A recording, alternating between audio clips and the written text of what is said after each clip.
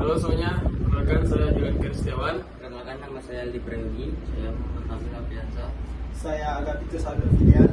Baik, kami di sini ingin mempresentasikan hasil kajian 2 jurnal ilmiah tentang struktur anatomi kayu hardwood yang tumbuh di Kalimantan, yaitu Christie dan kawan-kawan 2022 tentang kayu jelutong atau daerah costulata, Herwin dan kawan-kawan 2024 tentang kayu meranti tembaga atau Sora leprosola.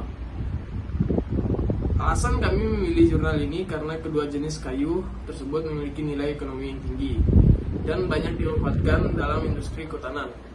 Selain itu, kedua jurnal ini menyajikan data anatomi kayu secara lengkap, mulai dari dimensi serat, diameter lumen, hingga tebal dinding sel.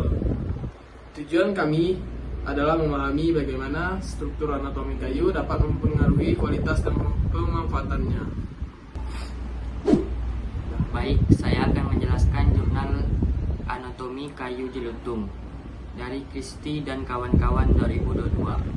Berdasarkan jurnal Christie dan kawan-kawan 2022 yang diterbitkan pada jurnal Silva Scientiae, karakteristik anatomi kayu jelutong dianalisis melalui proses maserasi dan pengamatan mikroskopis. Pada gambar 1 ditampilkan penampakan serat dan vesel kayu jelutong dengan perbesaran 10 kali dan 40 kali. Panjang serat, rata-rata panjang serat kayu jelutong adalah 0,53 mm. Pada gambar 2 terlihat bahwa panjang serat menunjukkan tren meningkat dari ampulur menuju kulit panjang vesel.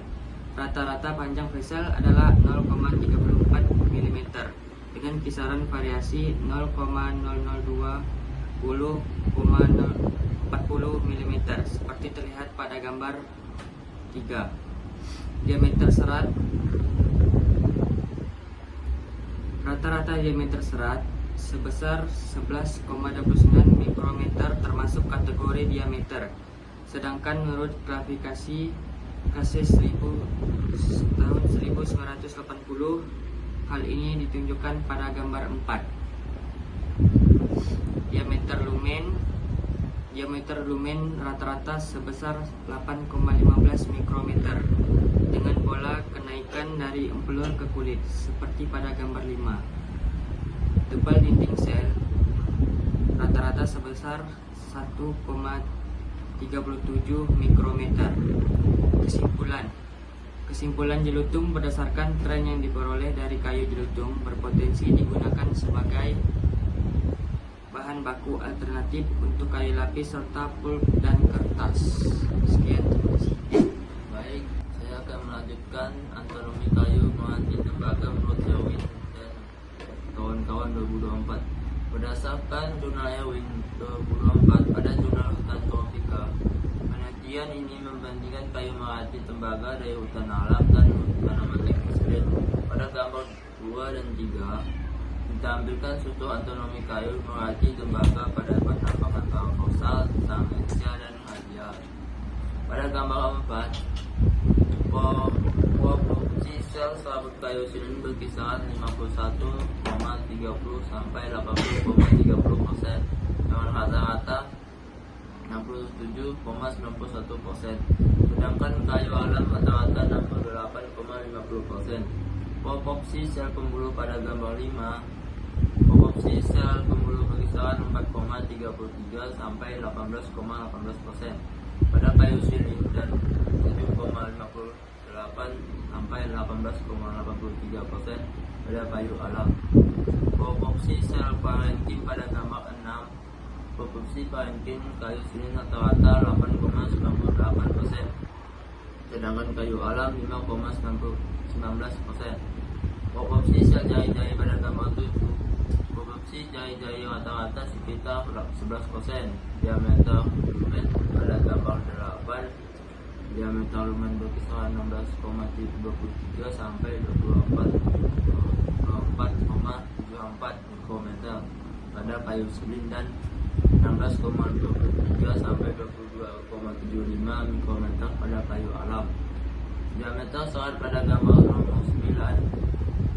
Diameter serat berkisaran 20,53 sampai 27,59 mikrometer dan termasuk kategori sedang menurut elevasi klaim tahun 1929.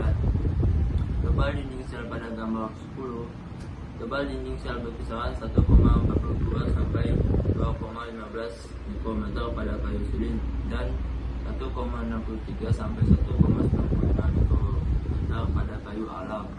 Kesimpulan, merati kayu merati tembaga dengan diameter 28 sampai 36 cm lebih cocok untuk furnitur dan panel, sedangkan diameter 43 sampai 51 cm cocok untuk konstruksi atap, dinding, dan lantai.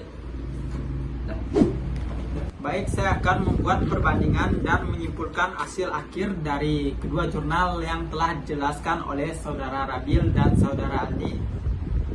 Dari kedua jurnal tadi, yang pertama, jelutung memiliki diameter serat lebih kecil dan dinding sel yang lebih tipis. Sedangkan meranti tembaga memiliki diameter serat lebih besar dan dinding sel lebih tebal.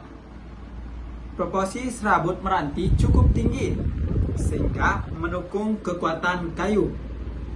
Secara umum, struktur anatomi kayu sangat menentukan sifat fisik dan mekanik kayu itu sendiri, serta menentukan arah pemanfaatannya. Jelutung lebih cocok untuk industri seperti pulp dan kayu lapis, sedangkan meranti tembaga lebih cocok untuk konstruksi dan furnitur. Dapat disimpulkan bahwa dari kedua jurnal ini bahwa anatomi kayu bukan hanya teori mikroskopis, tetapi menjadi dasar dalam menentukan kualitas dan pemanfaatan kayu secara tepat. Sebagai mahasiswa kehutanan, pemahaman struktur anatomi sangat penting agar kita dapat mengelola dan memanfaatkan sumber daya kayu secara berkelanjutan dan sesuai karakteristiknya.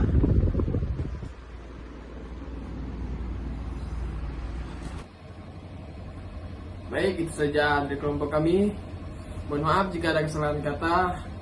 Terima kasih atas perhatiannya. Kami ucapkan terima kasih. Alright.